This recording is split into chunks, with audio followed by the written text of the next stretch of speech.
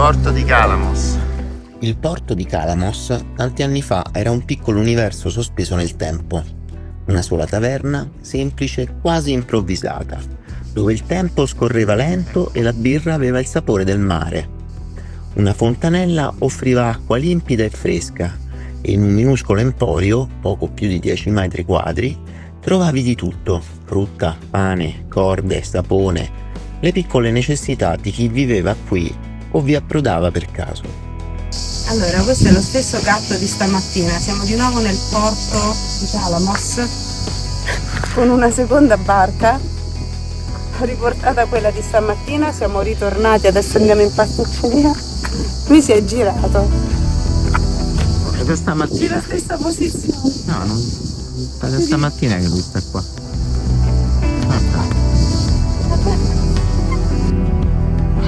Era lì che iniziava la mia giornata di campeggio. Venivo a riempire le borracce, a scegliere la frutta ancora profumata di sole, a prendere ciò che serviva. Poi con passo lento e fatica mi incamminavo lungo l'unica via stretta che saliva verso l'alto. La strada si arrampicava tra le case bianche dalle imposte azzurre, balconi fioriti di Bougainville e il silenzio rotto soltanto dal canto delle cicale. Ogni curva regalava un colore, un dettaglio, una piccola promessa. Vediamo se questa è la pasticceria. No, mini market questo. E io, goloso com'ero, cercavo con impazienza il forno, che era anche pasticceria. Il contatto c'è il gatto. È un altro gatto di Calamos, guarda.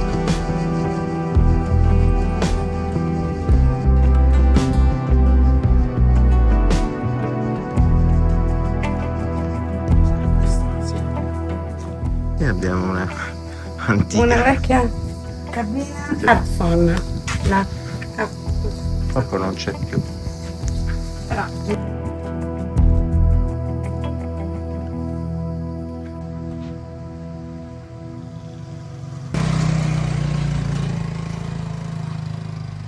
Finalmente la pasticceria non era soltanto un negozio, era un richiamo irresistibile, un rifugio di profumi. Wow. Lì si sfornavano dolci generosi, intrisi di miele dorato, raccolto proprio sull'isola.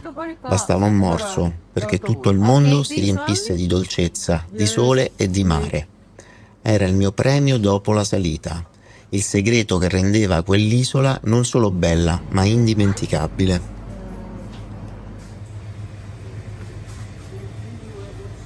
Oggi, dopo più di 30 anni, ritorno. Il porto mi sembra quasi un altro. L'isola ha cambiato abiti e si mostra diversa, più ordinata, più silenziosa, forse meno ingenua. Ma dentro di me la memoria continua a custodire quel ricordo, come si conserva un segreto prezioso, intatto nonostante il tempo. E mi sorprendo a chiedermi, con un sorriso un po' ironico, come mai stia ancora uscendo quel profumo dolce e ostinato di pane e miele, pronto a inseguirmi come allora, quando bastava un morso per farmi dimenticare la fatica della salita e convincermi che in fondo il vero paradiso poteva stare anche dentro un dolce appena sfornato.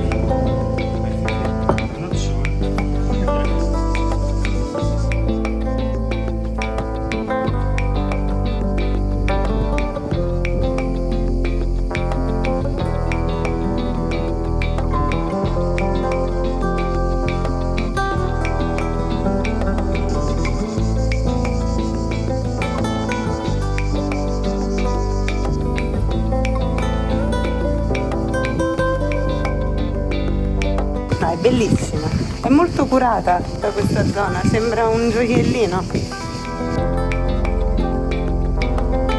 Entriamo nel supermercato di Calamo.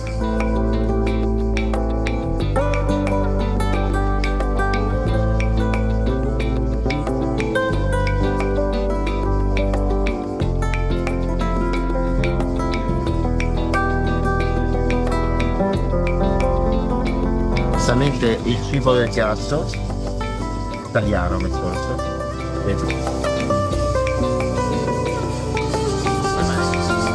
Calamos possiamo andare, passeggiata a Calamos e ora torniamo alla terraferma a Mytikas.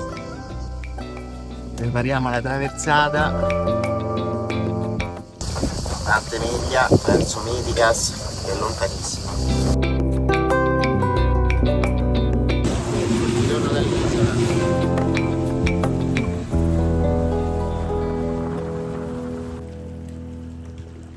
Eccoci di nuovo a Mytikas, il piccolo paese che abbiamo scelto come nostra base per esplorare le isole.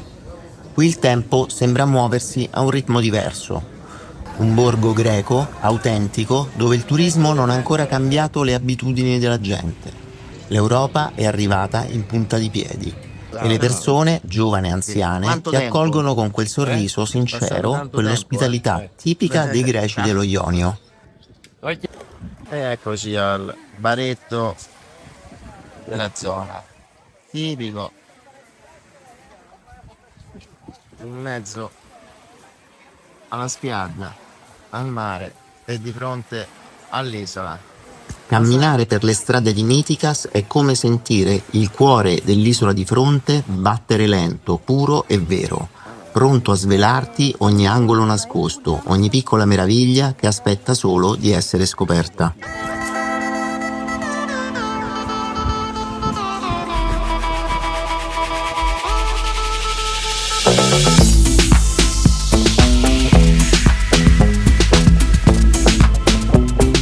E ora mangiamo una bella vita.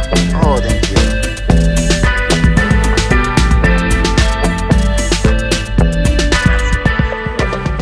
Dimmi come si stava d'inverno qua. Meglio.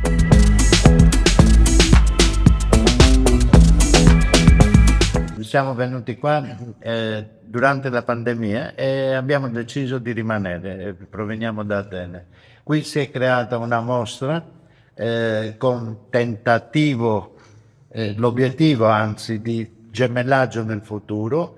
Praticamente 2 anni fa sono venuti dei signori da Alezio, che si trova in Puglia, vicino a Gallipoli, e credono che provengono da queste parti perché quest'area si chiama Lysia. Qui abbiamo la Grecia, no? Sì, praticamente la parte della Grecia a cui appartiene anche Alisia è la Carnania, che è quest'area qua, Alisia sta qua.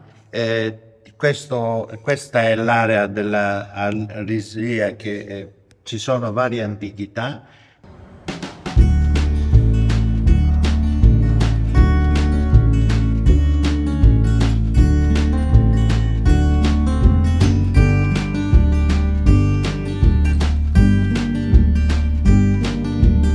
Lei era sposato in Italia con un italiano? Io sono nato a Napoli, all'età di 5 anni i miei genitori greci si sono trasferiti di nuovo in Grecia. Quando dovevo andare all'università a Roma di architettura, La Sapienza, però è da 25 anni che sono rientrato in Grecia. Comprano questa? Και ο Igor είναι ένας από τους καλύτερους φίλους μας που επισκέπτεται το Mytika. Τον ευχαριστούμε πολύ. Thank you very much, Igor. Sulle spiagge di Agios Konstantinos, di fronte al paesino di Mytikas, si posa come un respiro antico la piccola chiesetta di Agios Donatos. Calamos, è la chiesetta abbandonata di Calamos. Purtroppo ora è distrutta. Qui il mare lambisce dolcemente la riva e il bagnasciuga accoglie ogni passo. Da questa spiaggia partono le strade dell'isola.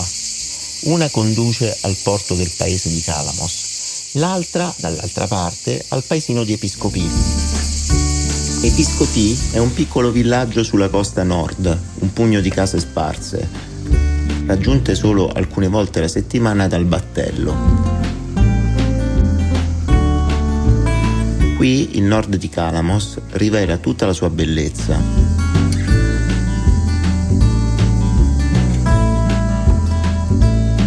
Ma ora torniamo alla spiaggia, perché voglio avvicinarmi, voglio vedere con i miei occhi in che stato sia ridotta la piccola chiesetta che si affaccia sul mare.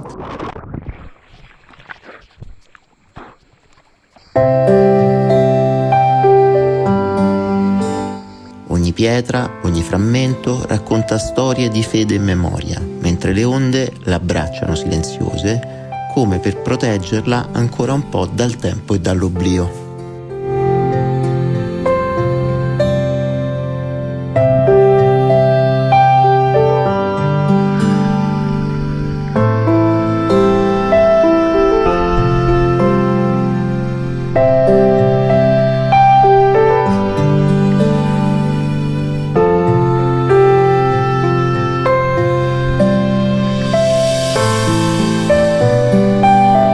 La chiesetta si è piegata alle intemperie. Il tetto ha ceduto, una parete è franata e l'edificio è quasi inaccessibile. La salsedine ha scolpito le pietre giorno dopo giorno, trasformandole in un fragile riflesso del passato. Eppure non è sempre stato così. Quando da ragazzino arrivavo in questa spiaggia, Agios Donatos era viva. C'erano candele sottili e lunghe, fatte con la cera delle api locali. Illuminavano l'interno con una luce dorata. Il miele dell'isola, usato nei dolci che amavo, ne custodiva il profumo. Ogni fiamma era un piccolo gesto di devozione, una luce calda in mezzo alla pietra.